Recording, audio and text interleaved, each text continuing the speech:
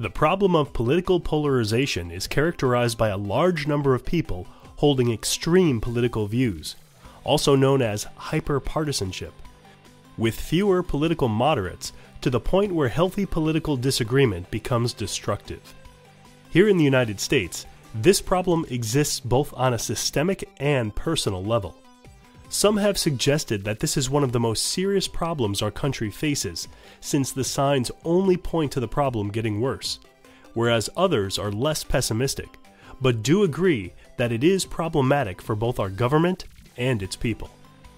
As a social psychologist, I will address this issue with the goal of mitigating the antipathy or hatred that many of those with hyper-partisan views have towards those who don't share their political views, and offer a strategy that all of us can put to use, even if we are part of the roughly 2/3 of the country who are politically moderate and don't fit into this hyper-partisan category. There are actually many things we can do to make sure that we are not part of the problem.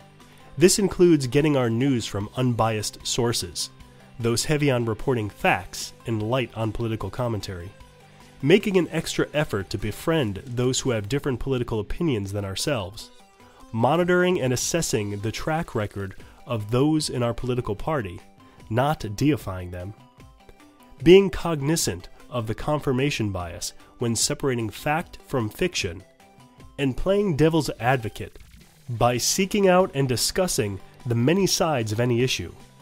These are all great suggestions, if I do say so myself, except that if you are politically moderate, the chances are you are already implementing most of these strategies. What we need is a strategy we can all use to mitigate this most serious problem. A strategy that we can implement that influences others. This strategy is refusing to tolerate politically divisive language.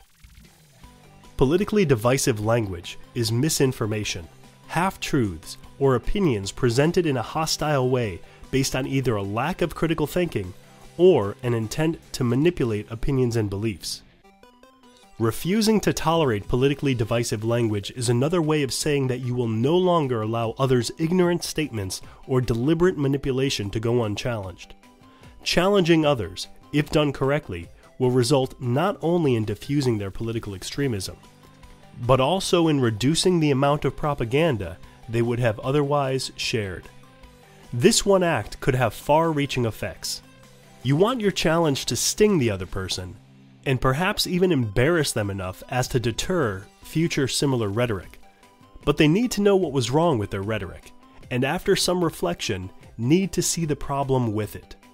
Obviously, there's a lot of subjectivity in determining what constitutes politically divisive language, as well as situational factors that need to be considered before speaking out against such language.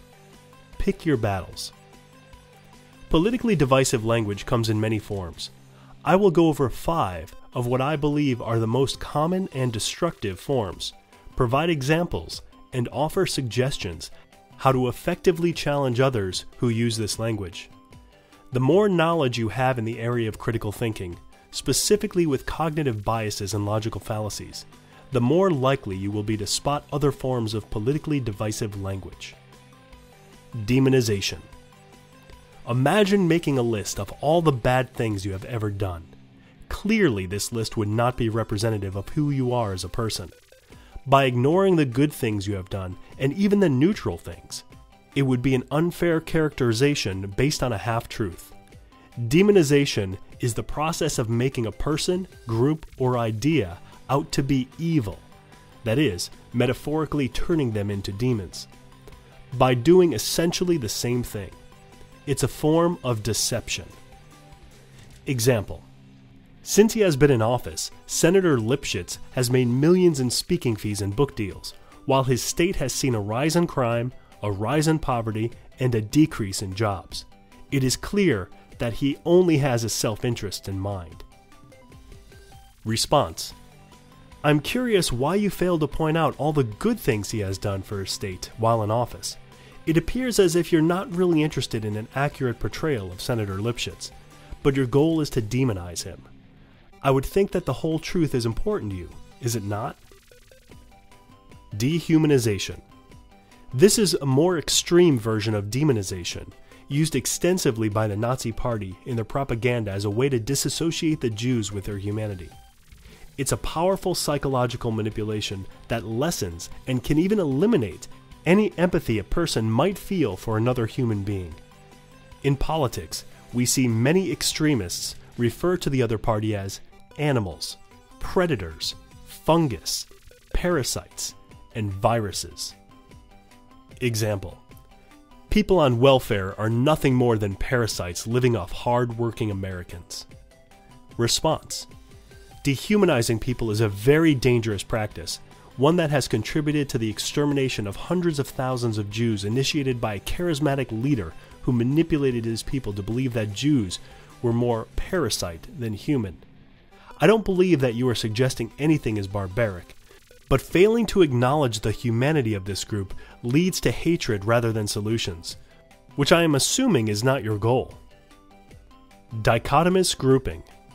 Political extremists tend to dichotomize groups into in-groups and out-groups, often creating unrealistically simplistic criteria for each group, failing to acknowledge the spectrum of political views that the vast majority of people hold.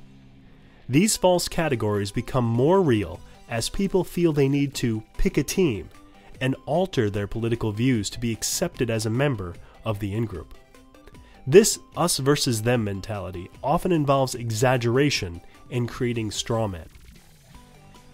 Example: we are the true Americans who stand for freedom and democracy, whereas the other party are socialists who only want to destroy the fabric of this great nation. Response: your statement reflects black and white thinking, a failure to recognize that political beliefs exist on a spectrum. I'm curious if you really believe in this dichotomy that you imply, or do you realize that the majority of Americans hold both liberal and conservative views on different issues? Note: you can also call the person out on demonizing the other party.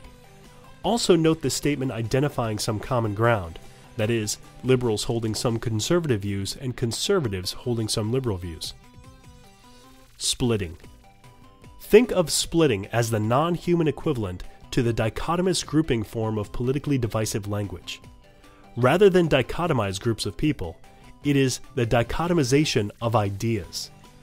This has become so common that most people don't realize how wrong it is.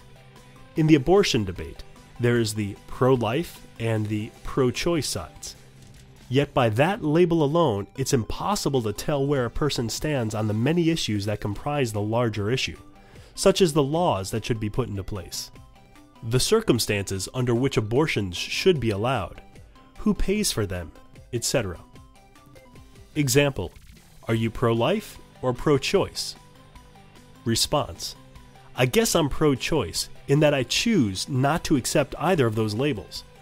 The abortion issue is far too complex for labels that can even begin to accurately represent my views on the issue. I bet if you thought about it, you would feel the same way about your views on the issue. Regardless of where we stand, I would be confident in stating that we both want what is best for humanity. Note: like with the dichotomous grouping, finding common ground is helpful in your response. Stereotyping. Stereotyping, or failing to acknowledge the individuality of people by grouping people by common traits, even if the traits are imagined, remains a serious social problem in our society. This is done within politics all the time, when liberals are described as freeloading, anti-American, tree-hugging elitists who have no values, and conservatives are described as Bible-thumping, gun-owning, trailer-park-living racist rednecks. Stereotyping contributes to polarization by associating negative traits to the other party, reinforcing the myth that each person in the party shares those negative traits. Example: did you hear that a woman is suing the NRA because her son accidentally shot himself? Goddamn liberals.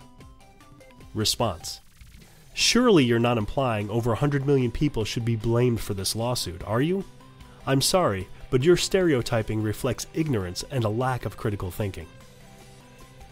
It's very important to note that this is not a strategy designed to suppress one's opinion, but alter the way they tend to express their opinion by discouraging destructive, politically divisive language.